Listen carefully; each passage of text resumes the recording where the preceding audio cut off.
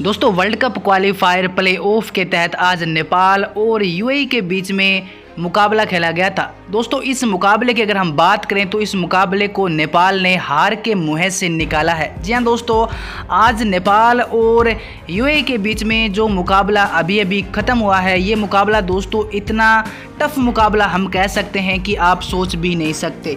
इस मुकाबले में आज नेपाल की जो हार थी वो पहले निश्चित हो चुकी थी, लेकिन नेपाल के एक खिलाड़ी ने आकर फिर ऐसी कमान संभाली कि वो मैदान में जमकर खड़ा हो गया और उन्होंने यूएई के बॉलर्स को ये चेतावनी दे दी कि तुम में दम है तो ये मुकाबला हमसे छीन के दिखा दो। और फाइनली दोस्तों वही हुआ है।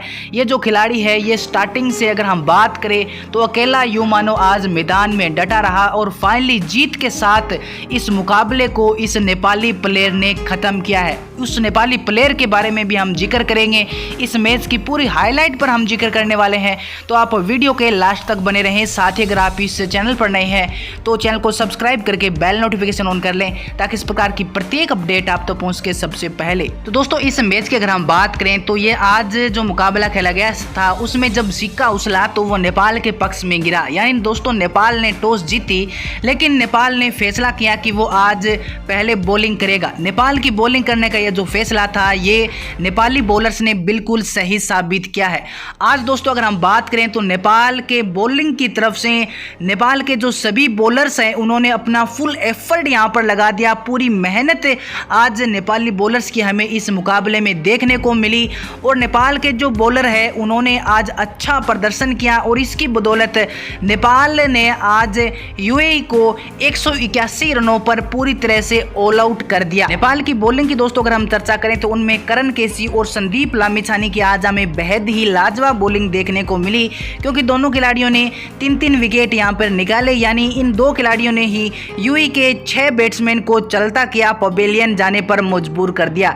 इसके अलावा दोस्तों जो प्रतीश जीसी है उन्होंने 1 विकेट निकाला, गुलशन झा ने 1 विकेट निकाला और जो डीएस एरी है उन्होंने भी 1 विकेट निकाला। सबसे अच्छी बात यह है दोस्तों कि संदीप लामिछाने आज बेहद ही अच्छे साबित हुए हैं। उन्होंने 3 विकेट लेने के साथ साथ मात्र 23 रन दिए हैं, जिनमें से अगर हम बात करें तो उन्होंने 3 जो ओवर है वो मिडल निकाल दिए थे। यानी दोस्तों नेपाली बॉलिंग ने अपना काम बखूबी आज इस मैच में किया है।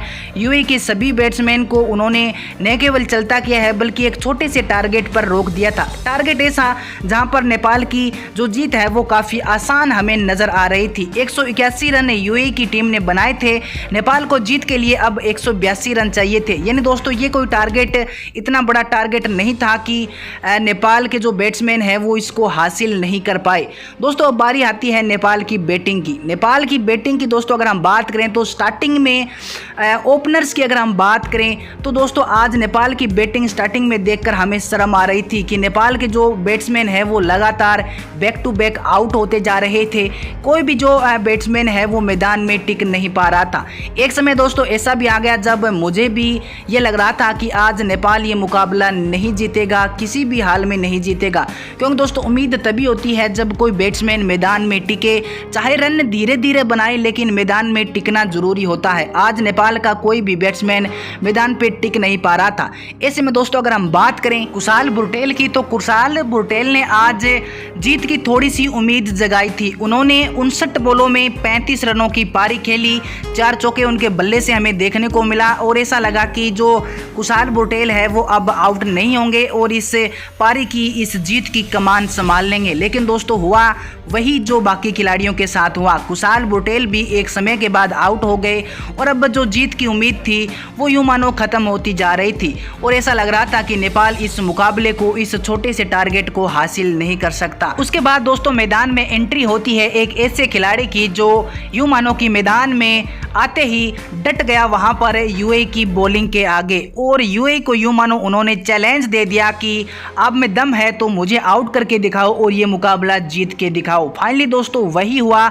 उस खिलाड़ी का नाम है डीएस एरी यानी दीपेंद्र सिंह एरी। दीपेंद्र सिंह एरी ने दोस्तों आज जो पारी संभाली है ऐसे समय में उन्होंने इस मुकाबले को निकाल के दिखाया है जिस समय नेपाल को मैदान में खड़े रहने वाले खिलाड़ियों की जरूरत थी। ऐसे समय में डीएस एरी मैदान में आते हैं और उसके बाद उनका जो बल्ला है वो मैदान में जम जाता है और यूएई के सभी बॉलर्स की वो पिटाई करना शुरू कर देते हैं और वो किसी प्रकार की जल्दबाजी नहीं करते हैं, क्योंकि उन्हें पता था कि हमारे पास काफ़ी बॉल्स अभी बाकी है और अगर हम आराम से खेलेंगे तो भी इस मुकाबले को अपने नाम कर लेंगे। फाइनली दोस्तों वही होता है, वो आराम से खेलना शुरू कर देते हैं, यानी मैदान में डटे रहते हैं, क्योंकि उस समय जरूरत थी मैदान में डटे रहने की और नॉट आउट रहने की। फाइनली दोस्तों DS एरी ने इस सिचुएशन को संभाला और उन्होंने 85 बॉलों में 79 रनों की आज नाबाद पारी खेली है।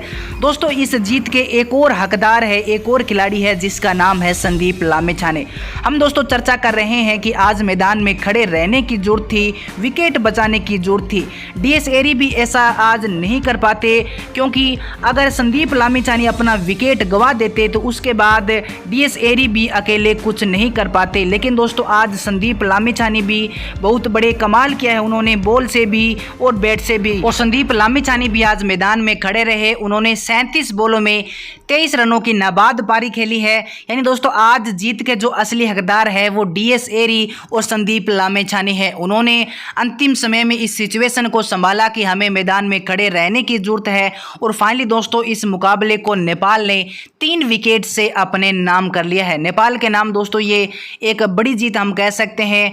ये इस मैच को नेपाल ने यूएई के आज हम कह सकते हैं जबड़ों से खींच कर निकाला है। तो दोस्तों आपको कौन लगता है कि इस जीत का असली हकदार कौन है? आप अपने विचार भी मुझे कमेंट सेक्शन में बता सकते हैं।